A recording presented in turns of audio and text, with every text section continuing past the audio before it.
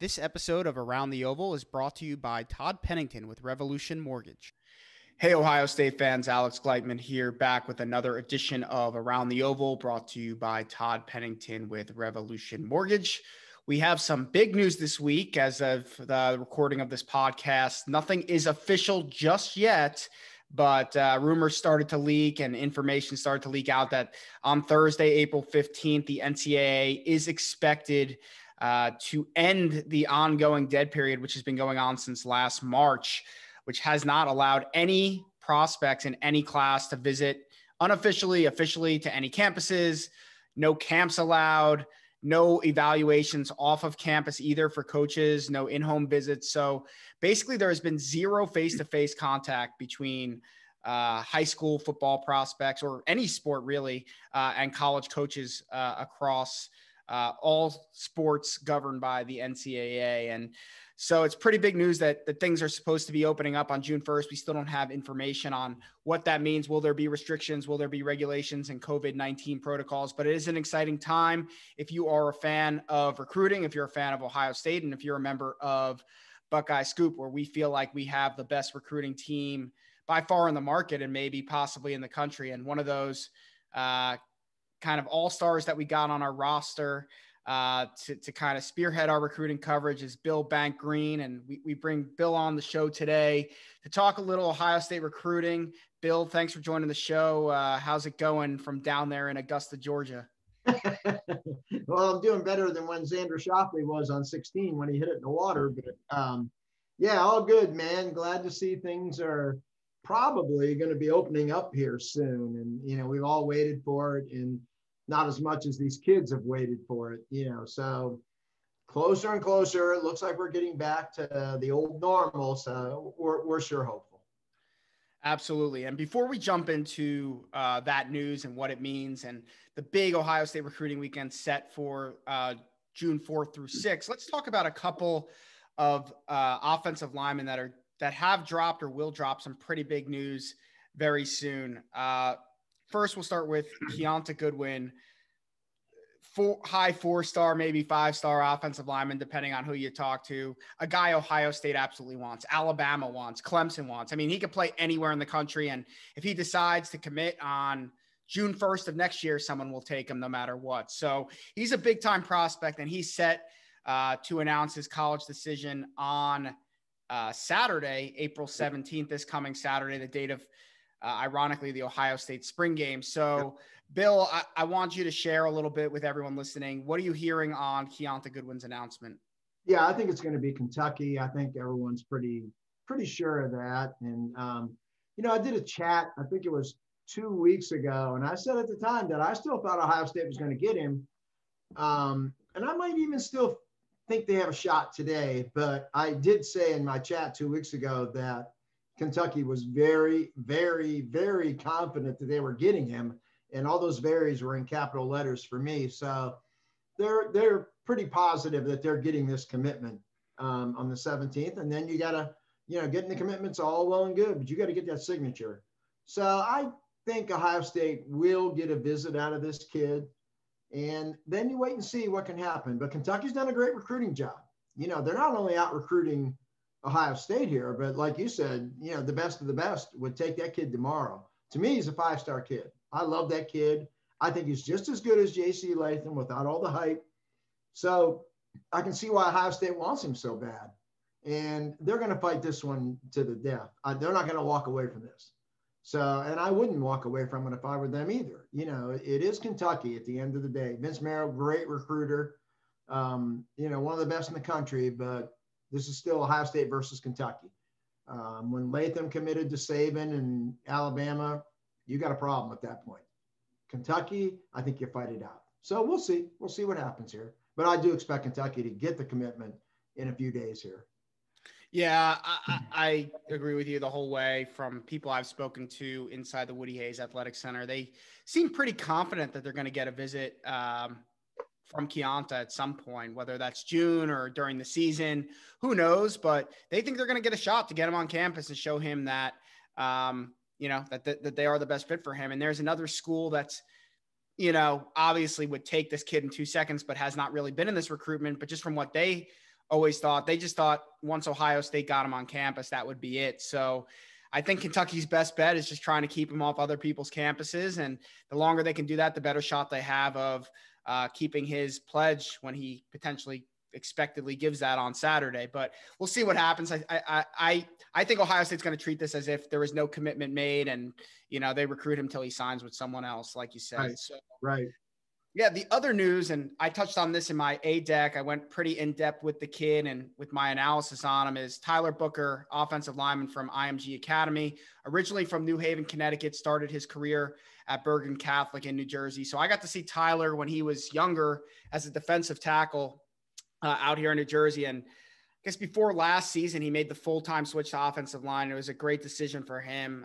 He pretty much blew up after that and really took to the position. But he dropped the top 5 of, in no particular order, Florida, Georgia, Alabama, Ohio State, and Oregon. He will be taking all 5 official visits to those schools in June. And then he will be making his decision sometime in July before his season and camp really starts for IMG. So, Bank, I shared some of my thoughts in A deck. I'll share some of them here after you're done. But what do you think about Ohio State's chances with Tyler Booker? Yeah, I think, you're going to be closer to this one than I am. So from where I sit, I would say in the game for sure, but not one of the favorites. And I don't know how that lines up with your information. And again, I think you're a little closer to this one than I am. So I probably would defer to you on this one over my information, but I think they're in it and it can be won, but I don't have them the favorite or even top 2. So yeah, I don't even have them top 3. I think they're sitting. Okay. I think they're sitting at 4. So I think you're spot on. I don't know how you want to put them, Florida or Georgia, at 1 or 2. I just think he's been to both of those schools before, and I think that's helped. Georgia was recruiting him as a defensive tackle to start, and they built the longest relationship with his family, and that's certainly going to help a lot. And I think Florida has, there's a lot of, Florida hype at IMG. They're so close to Gainesville, and they get a bunch of kids in that area that go there from that program that go there. So I think Florida and Georgia are up there. I think Alabama is right there. I wouldn't be surprised if he ends up at Alabama. Evan Neal, JC Latham, 2 IMG guys who he's very close with, and they're in his ear about it. And he's seeing firsthand Evan Neal starting as a freshman, going to go pro after 3 years. JC Latham, I don't know if he's going to start this year, but he's going to probably be on the 2 deep and start as a sophomore, and he'll be on that 3-year track as well. And so I think those things are probably putting those 3 programs ahead right now. And then I think you got Ohio State and the relationship with Day and Stud, and there's consistent communication, and he really likes what they do for their players as far as putting them in position to succeed with the Real Life Wednesdays program. And, obviously, they put a bunch of guys in the NFL. That's what they're going to look like too. But I think they got work to do. I think they got to recruit the family better. I think they got to hit a grand slam on their official visit in late June. So that's going to be key. The last school is Oregon. I think he likes Cristobal. He likes a head coach that was an offensive lineman and all those things. But at the end of the day, I don't think he's going to Oregon. So I think Ohio State's got a lot of work to do, but it's not impossible. It's possible. I'm not seeing it at this moment. So I think it's going to be interesting to see what happens on the offensive line. I mean, they'll chase Goodwin. I don't know if they're getting Booker. And I don't think they're getting Zach Rice. So, and I see you nodding or shaking your head. So it seems like you agree with me on that one. So they're definitely going to have to figure out some things on the offensive line for this class. So, let's get to a topic we were going to talk about. Visits open up on June 1st. Let's just, before we jump into Ohio State and what it means for the big recruiting weekend and all the prospects that are expected there, how big is this? We've been waiting for a year. We launched Buckeye Scoop, and we had this all-star recruiting class with no visits. I mean, it's pretty crazy. I mean, we've still been able to, I think, provide excellent coverage with recruiting, with virtual visits, and where things stand for Ohio State and their top targets. But we've personally been waiting a year for this. So you can imagine the coaches and the players. Just how big is this for college football? For the dead period to potentially be opening up on June 1st, as we're expected to hear on Thursday, April 15th. Oh, it's going to be huge. I mean, and again, like I said before, it's a step toward normalcy. And for these kids, I mean, it's so important for them. They're making at this point in their lives, it's the biggest decision they've been faced with. And, big decisions are hard for adults, and so you want this 17, 18-year-old kid to have all the information he can have. And the visit is so important to making that choice, whether it's, a high school football player or, a lady joining a drama club. I mean, it's important. So we want that. And then for the lesser kids, and I've always had a soft spot for the 3-star, 2-star dude that I felt was not getting his due. Well, without camps, it's over for him. He's done. So that killed me to see those kids not have that ability. And then, just on a personal, where we are in this stuff, we love going to these camps. I miss being in camp. I miss seeing these kids and, talking to the coaches and seeing the parents. And there's so much excitement. You've been to Ohio State camp before, and the excitement around those camps. It's just such a fun time. So, you can't stress enough. And I think what the coaches are going to push for here is they're going to push for June to also be a time when they can get out on the road and use it as an evaluation period, which has been canceled, the spring evaluation period. They're going to push to have that, to where not only can they have kids on their campus, but they want to be able to go out and see these kids at their high schools and see them at different camps and stuff. So I hope they approve that. I don't know that they will, but I sure hope so, because I think that would be huge as well. Yeah, and they were talking about maybe allowing like one-on-one evaluations and things like that on campus. So even that would be a win. I think back to what you talked about. I mean, 99% of kids have to earn their offers off of something other than just tape, right? It's like those 1%, right? And so not being able to see them play in their games or in camps on campus, I mean, it's been really tough. And a lot of kids probably lost out on opportunities, which really stinks. Talk about fun. I mean, watching Terry McLaurin come back to Ohio State camp and just put on a show and earn an offer basically right there on the spot. You and I were both at that camp and many others where there were similar situations. That's fun for us, but think about the opportunity and how that changed that kid's life. I mean, he's now number one receiver in the NFL. Yeah. Well, look at Darren Lee. Darren Lee came back 2 or 3 times. He came back to work out until Urban would let Luke take him. So without camps, where would Darren Lee have been? He might have went, I don't know, Boston College maybe, I think was in there for him. So it's just all part of the process. And, the coaches need every single piece that they can have to fully evaluate these kids, but the kids need every piece of information they can get to make an informed college choice. So, you hate to overstate it. People have lost their jobs and people have lost their lives and loved ones, but this is another step toward normalcy in the college football recruiting world. And hopefully there's normalcy in all areas of our lives coming. Yeah, definitely. And, as vaccines and things like that get rolled out, not advocating for anyone to do anything one way or the other, but the fact is they are happening, and hopefully the things could open back up. And I think, in our world, college football world, Ohio State world, this is the first step for that. So this is really big. And Ohio State's going to go big on that first weekend that they can. June 4th through 6th is set to be what's kind of being called Buckeye Bash 2.0. A lot of the top 2022 prospects in the country will be coming to Columbus to check out Ohio State. Pretty much from what I'm hearing, all of the current commits in the class should be on campus, either official or unofficial visit. And then there's at least, what do I got here? 6 non-committed top prospects for the Buckeyes that are expected to come that weekend. There will be others that come other weekends in June, but that specific weekend. So I just want to kind of run down the list of 6 uncommitted prospects. And then I'll also add in current commit Jair Brown into that mix, because I know there's some rumors out there. And let's talk about, your thoughts on these guys. May not know everything, but we'll start with an offensive lineman from the state of Texas, Duncanville High School. Jalen Early, a 4-star prospect, 6'4", 290 pound, projects probably more so as a guard versus a tackle. Are you hearing anything on him encouraging that you think, I mean, other than the fact that he's visiting, which is huge, that Ohio State's got a shot here? Yeah, I think they do.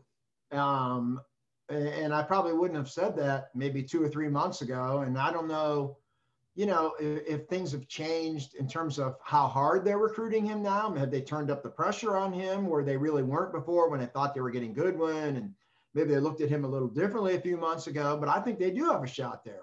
And, you look at this kid coming all the way from Texas to Ohio State, that shows interest, so I'm anxious to see where this does go, and if the kid throws his hand up and he wants in, do they take it on the spot?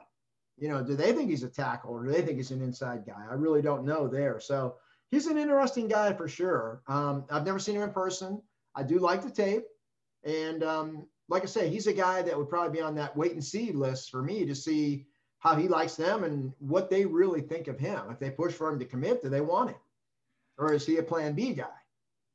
Yeah. And, if they are able to work guys out one-on-one while they're coming for visits, I mean, that could be a great opportunity. Maybe it's a guy coming into the visit. Hey, we want to see how he kind of fits in. We want to size him up in person. We want to get him out in the field with stud and take a look at him and have Coach Day take a look. And so I think, that's a good opportunity, but I think it's a big news that he's visiting that first weekend. That's Ohio State. You could visit your first weekend, any school on your list. Right. Ohio State's the first one, and they're willing to host him on that first one. They're not pushing him back to late June to wait to see what happens with some of their other guys. So yeah, that's going to be one that's going to be interesting to track. And we'll stay in the South for this next one. A defensive tackle out of IMG Academy, originally from the state of Alabama, though, Dominic James.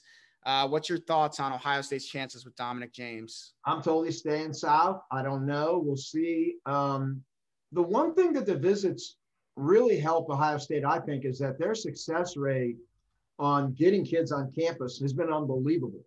So I think they really benefit from the NCAA lifting things and allowing these kids on campus.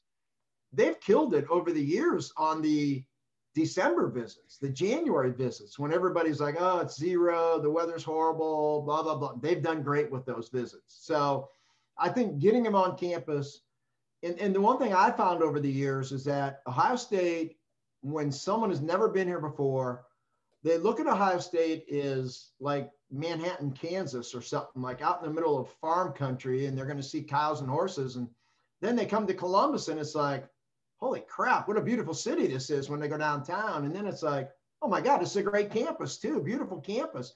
And they're blown away because their expectations are a C+ and they see it as an A. It happens all the time with the kids from Florida when they come. They think of Ohio as, Dorothy and the Wizard of Oz country. They want to see the tumbleweeds roll, and it's not that. And when they see it, and then Ohio State's presentation is so good. The real life Wednesdays is so good. Their academic presentation is so good. They just kill these visits when they get kids on campus. So we'll see. I'm not ruling anybody out that visits because their success rate over the year, the hit rate is just too darn high to rule anyone out that will come to campus. Yeah, I'm with you on both points. I am hearing he's saying all the right things. The kid's saying all the right things. And I think Larry Johnson thinks that they got a great shot. He's built a good relationship with the kid, and the kid's visiting. He's got 5 official visits. So he's not taking them to LSU, Alabama, Florida, Tennessee and Auburn. Right. And he's coming to Ohio State. And so that's the first step. But, from everything I've heard, even people inside the Woody, they're skeptical about him leaving SEC country to come to college, but he's coming to school. And I agree with you. I was, as a 17-year-old kid, when my mom suggested I look at Ohio State to go to college, I was like, I'm not going, there's cows and crap out there. Like, I'm not going there. And then you visit and you're like, whoa. So I know firsthand what you're talking about. And it's pretty, it kind of helps them, I think, when it's kind of the surprise element. So a kid who will not be surprised at what Ohio State looks like, though, is Caden Curry, coming in from Center Grove, Indiana. And I'll leave you to kind of break this one down. I think it's a matter of when, not if, for him. I think he will take his visits, and I'm not saying Alabama or Clemson or whoever else doesn't have a shot, but there's some family ties here. He's close to home. And I think, with Ohio State, what they have on the interior defensive line, I see him as a defensive tackle. I think he's got a great opportunity to come in and play early. So I got Caden Curry to Ohio State. How do you feel about him? Yeah, I've had him on my best guest list for a while, right there with Keontae Goodwin. So it shows what I know. But yeah, I think they're getting Caden Curry. I think he's a really good talent too. And I think Larry Johnson has done a great recruiting job with that kid. And I think that kid, every advantage is Ohio State's here with proximity to home. Parents can see him play, knows a lot about the program, loves the program. It's Larry Johnson doing the recruiting, and I'll be shocked if that kid does not sign with Ohio State next December. I think they've got him, and I really like him as a player too. Yeah, I'm with you all the way there. And there's another defensive lineman that's coming that weekend that, again, saying all the right things. And some people down in Texas think Ohio State's got a sneaky shot here, but there's also a lot of people that think he might go to Oklahoma, and that's Amari Abor, another Duncanville product who's coming up, teammate of Jalen Early. So what are your thoughts on Amari Abor? A couple of months ago, I would have had him in the probably not category, but everything I'm hearing today is that his interest is sincere. It's real. And I've got it that Oklahoma is not the lock everybody thinks he is. And I think he's a wide open kid from what I'm being told, so get him on campus, run him through that visit program that they have that is so successful, and then take your shot. But I think they're more in it today than they were last February or March. I like where this is trending, and I think it's trending away from Oklahoma. So we'll see. We'll see how it goes. But I would have, my thought process on Abor would be a lot higher than what it was 6 weeks ago. Yeah, it's going to be an interesting one. He's a 5-star kid, and Ohio State can certainly use a little restock of the defensive end position. I think I wouldn't be surprised if Zach Harrison goes pro after this year. I could see him having a breakout year. And you got Tyler Friday moving on, and Tyreek Smith probably moves on after this year as well. So there, Jack Sawyer's there. Maybe Javonte Jean-Baptiste comes back for another year, but you know how they like to rotate guys in, and they're definitely going to need to restock that room a little bit. So that would be a big get for Ohio State. Now, two safeties we'll talk about at once: Xavier Nwankpa and Zion Branch, both expected on campus June 4th through 6th. I think those are their top two safety prospects. They would take both in a heartbeat. What are you hearing on those guys? Yeah, they would absolutely take both, and I would too. I like them both. I like Nwankpa better. I would have him ranked higher than what the industry does. I see some Malik Hooker in him. I see some Jordan Fuller in him. And, people can say what they want about Okudah and Arnett and Wade, and those guys are great. But that defense hasn't been the same since Fuller stopped being the quarterback of that defense. So, and I see Nwankpa as that kind of player. So love him. And I would have them the favorite to get him. Branch, I think, I don't know. I'm getting a lot of conflicting info on him. So I don't know. I don't know what to think on him. He's coming. So pull out all the stops. But of the two, I would have Nwankpa as a lot higher probability for Ohio State. And I think he's a better player too. I think he's the better player of the two. I like him so much. Yeah, I think Ohio State's going to get X. I think that I feel pretty good about that one. I think the visit might seal the deal. With Branch, he's, the kid, he's an NFL legacy. So he's kind of like no BS when it comes to recruiting, right? Like he takes it very seriously. Yeah. And so when he talks to me, he's not coming out and being like, I'm going to Ohio State, but he's very seriously considering Ohio State. He understands what the value proposition in going to Ohio State is. So I think that they are a player in the game, and him showing up on campus will be the confirmation that they are. But from what I'm hearing, it might be tough to pull them out of the West Coast. If USC continues, at least trend the way they have over the last year, they could be tough to beat in this one. So we'll see where that one goes. But I think it's great to have both those guys on campus, and if you get one of them, you got to be thrilled. So absolutely. Yeah. And the last guy we're going to talk about, the committed prospect, Jair Brown. We've heard Notre Dame. We've heard there could be visits to a few other schools, maybe LSU, where he was down in Louisiana the last couple of years before he moved back to Ohio. What are your thoughts on Jair Brown? Do you think he's sticking? Do you think he might, he's a prime obviously, if he's going to visit elsewhere, he's a prime candidate to leave the class. But do you see this as a Devonta Smith situation from last year, or do you see this as, one that kind of sticks through the end? I do see it as a Devonta Smith situation. I think it's identical. The kid Ohio State wants him. They're not forcing him out of the class. They want him in the class. They wanted Devonta. They didn't have to force Devonta out. Devonta got cold feet when he saw all the corners they were recruiting. And I think Jair's in the same boat. Singletary's coming. Yes, they wanted all those other guys. Yes, they're still going to try to get Will Johnson, Denver Harris. Of course they are. And maybe Jair is feeling a little less loved than he would like. Ohio State would tell him, look, I don't know what to tell you. We want you, but we need more. Did you watch us last year on the field? We need corners. So it's real. The ball's really in Jair's court. He has to decide what he wants. Is Ohio State the school for him or is it not? And in the end, it was so weird to me because Devonta is such a great kid. Think the world of Devonta Smith, but if you're depth chart conscious and if depth chart concerns you, why in God's name do you go to Alabama? You know what I mean? They're like, that didn't make any sense to me, but sometimes recruiting doesn't make sense. So Jair has to decide, long-term, what's the best thing for his future? And if he's scared to compete, probably doesn't want to come to Ohio State, go to Notre Dame. Notre Dame has had trouble, attracting big-time athletic DBs. So they would probably love to have him. Marcus Freeman, tremendous recruiter. Marcus is going to bat Ohio State right to the end.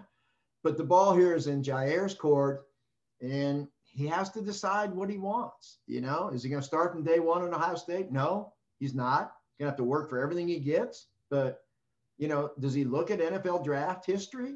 Does he look at Notre Dame corners in the NFL versus Ohio State corners in the NFL? And that's where the rub is coming down to. The ball's in his court. And I have no idea what he's going to do.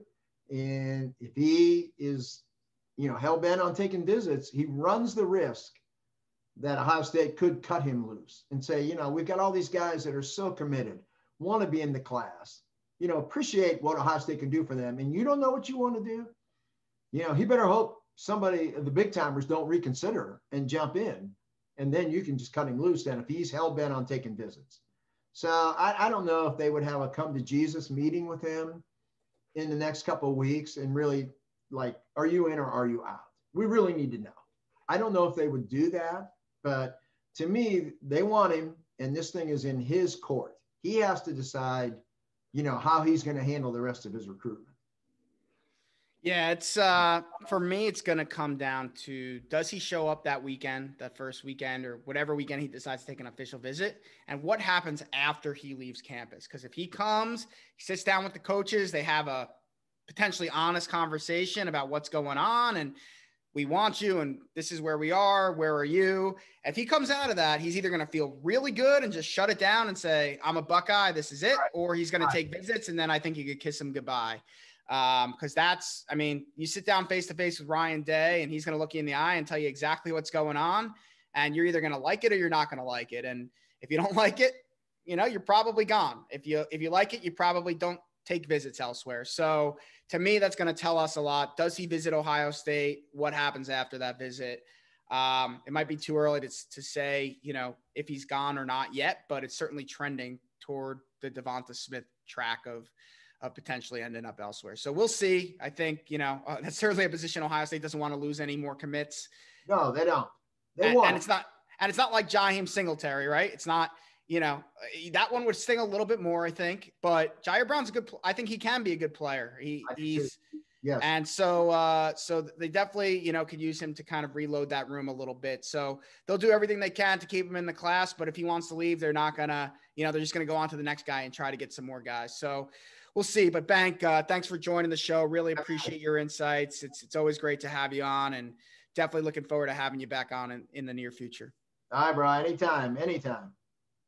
This episode of Around the Oval was brought to you by Todd Pennington with Renovation Mortgage.